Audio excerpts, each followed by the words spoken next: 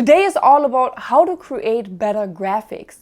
And to really understand how to build better graphics, how to create better graphics, it's all coming down to an understanding of colors, how to position elements with each other, and how to use a negative space and other parts of a graphic, font size and size in general, to make it more appealing. And I'm going to show you really great, valuable tips how you can become a better graphic designer.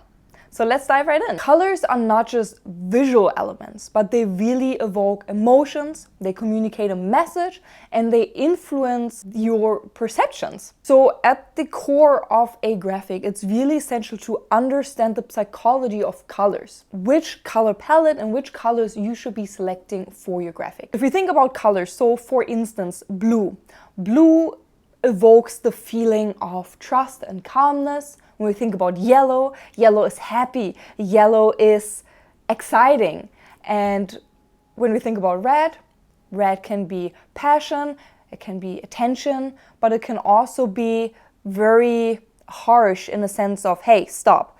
So you really have to think about what colors you want to use and what feeling you want to convey in your graphic. When you create a graphic, the first place, if you have no idea where to start, I recommend take a look at the color wheel and really understand the color wheel.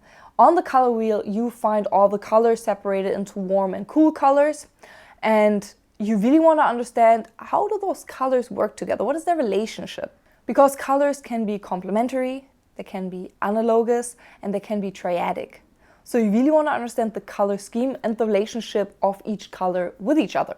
And when you choose a harmonious color scheme, when colors just fit together, they make it a little bit easy on the eye and your whole graphic just looks more appealing. And if you want to dive deep into color psychology, really understanding the color wheel, then I recommend you check out my video, because I created an entire video just for color psychology. So pause this video, check it out, I linked it right here, and then you can come back to this video. In addition to color harmony, another really important key factor in a graphic or photo is contrast. Contrast is important because it makes your image and makes your graphic more legible and eye-catching.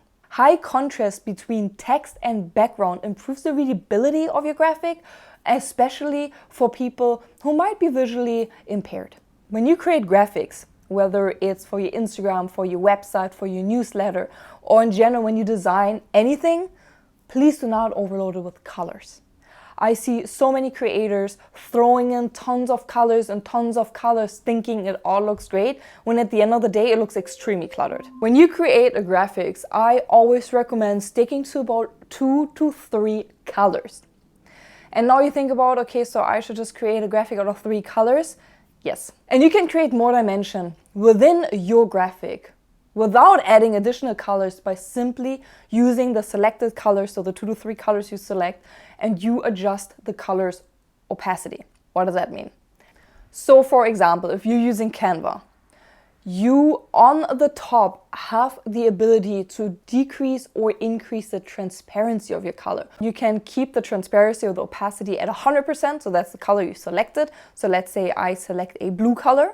At 100%, it's the blue that you selected, or you can decrease the transparency, the opacity, and make it lighter, which makes the color less vibrant and adds another tone, another hue.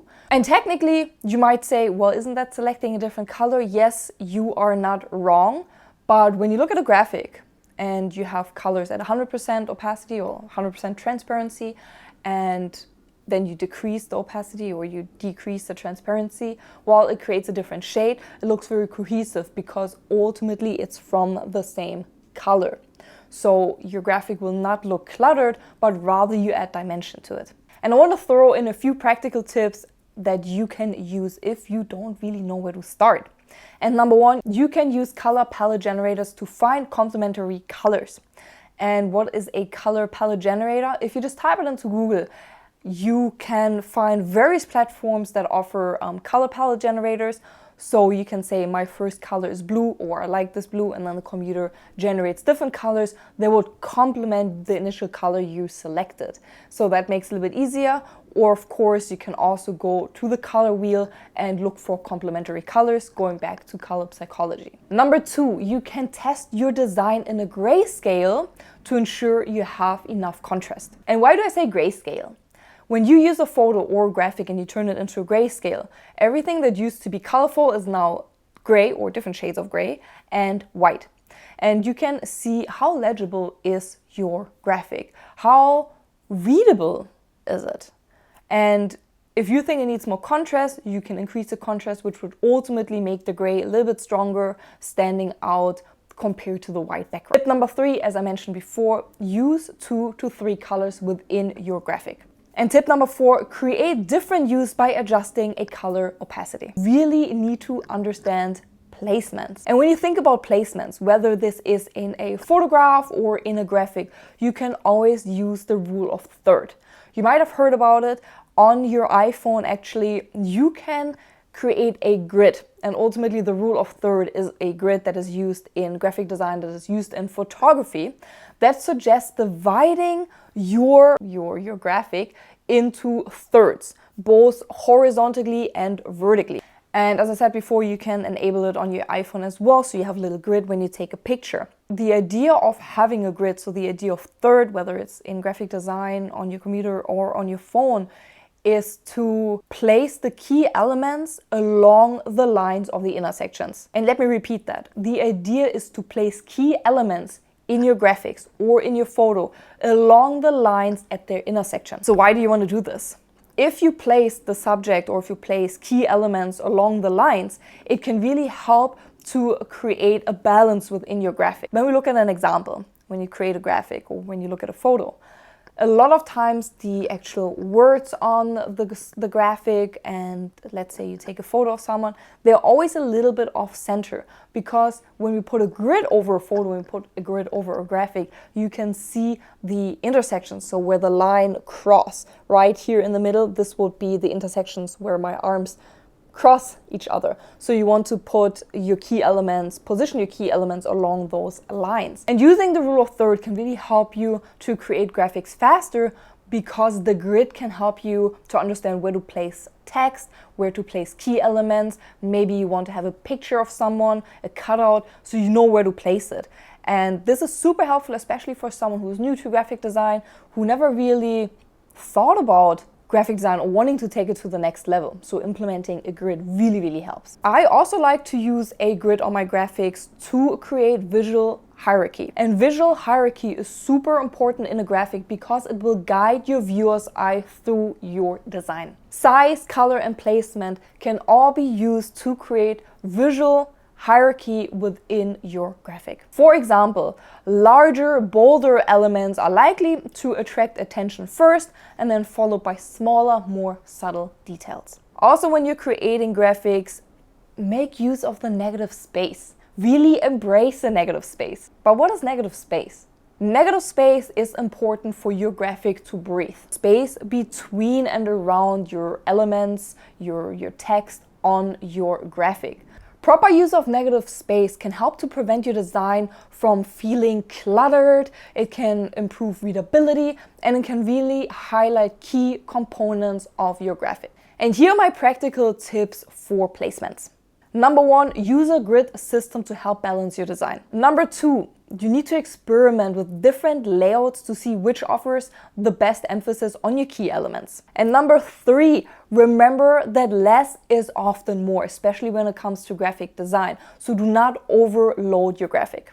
Point number 3, understanding elements. When I talk about elements in a graphic, elements can be anything from typography, it could be images you insert, it could be objects that you use. So for example, on Canva itself, you can input arrows, you can put in bubbles, circles, whatever it might be. All of these are elements. So anything that you add to the graphic are elements. One of the most important factors in a graphic is really the typography. Just selecting the right font and arranging your text in a way that is both visually appealing and readable. When you choose a font, consider the mood of the font. And now you might ask yourself, are you serious? A font has a mood?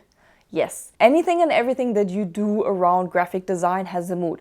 Colors have a mood. So as we talked about before, blue might be a little bit more formal and trusty, and yellow is happy, and green reminds you of nature, and red is a little bit more cautious, but it could also be romantic. When we think about purple, purple can be mystical. So when you think about it, colors have a mood, and so do fonts. Before you select a font, think about what is the message you want to convey. What do I want to say with this graphic? What is the overall message of the graphic?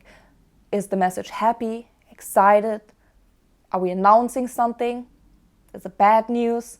Is it just general news? Is it just an acknowledgement? What are you trying to do with the graphic? And based on that, you need to choose fonts. Why is it so important to choose the right font for the right message? Because you want to make sure that your typography complements the overall design of your graphic. And fonts can be really anything. Fonts can be formal, informal, happy, can be cool, they can be warm, they can be friendly. So make sure you just look through all the different fonts, try out different fonts, play with different fonts, see what mood you're receiving from each individual font. Another part of elements are images.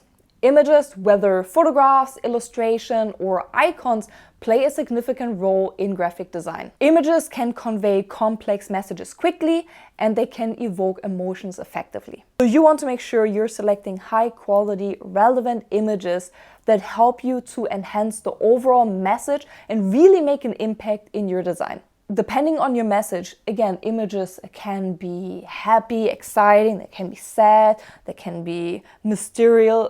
Another part of elements are icons. Icons and shape can be added to your graphic for additional support.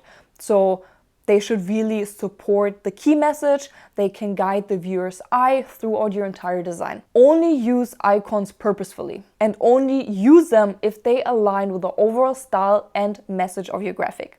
I like to utilize shapes when I feel like the graphic is needing something, but I do not want to add an image and I do not want to add more text, but there's too much negative space. And I want to get rid of some of the negative space. That's when I like to add shapes, because shapes can help to fill some empty spaces without like over cluttering your graphic. What I like to do on my graphics, I like to select little bubbles, so groups of bubbles or little groups of triangle shapes, because I think they always look nice. And instead of using the icon or the element as its full opacity, so as we said before, the full transparency, that's a little bit too strong. And I don't want that everyone who looks at my graphic just looks at that element. I like to decrease the opacity of the shape to add dimension to it and to fill some of the space, but not to overpower my graphic. And it really takes playing with different elements, whether it's bubbles, circles, squares, triangular shapes, in different positions, different opacity levels, to really understand what works on my graphic, what enhances my graphic, but not overload my graphic. And if you feel like it's overloading your graphic, then remove it. If you feel like it's enhancing your graphic, then you can keep it. Here are some practical tips for mastering elements. When you're selecting fonts, you want to pair them carefully. Stick to a maximum of 3 fonts. And why do you want to stick to a maximum of 3 fonts? So you can use a font for your headline, the subheadline, and the body. And that's it. You do not want to overload your graphic with different fonts. You can use, let's say, a handwriting font for your headline. And that's it. You do not use another handwriting font in your subheadline or in your body. That just overcrowds your design. 2 handwriting fonts don't go together. Tip number 2, you want to use high-res images to ensure your graphic looks professional. And then tip number 3, again, limit the number of fonts and colors to maintain a cohesive look. And that sums it up. These 3 tips can really help you to create better graphics. Again, you want to understand color psychology, color harmony, how do colors work together. You want to understand position, how do fonts and elements and photos all work together, use the grid, use the rule of third. And lastly, you want to understand elements, selecting the right fonts, selecting the right icons, selecting the right images, and making it all look cohesive. And if you have any questions about graphic design, how to put graphics together, or maybe you need some help creating graphics, you can always reach out to me at Nina@thesocialwisdom, and I'm more than happy to create graphics for you. And this also led us yet again to another episode of the Content Marketing Cheat Sheet podcast. I'm so glad you tuned in today. I cannot wait to see you next week. Don't forget, the world is your oyster, but everything is disgusting. Until then, goodbye, or how we say in Germany, auf Wiedersehen.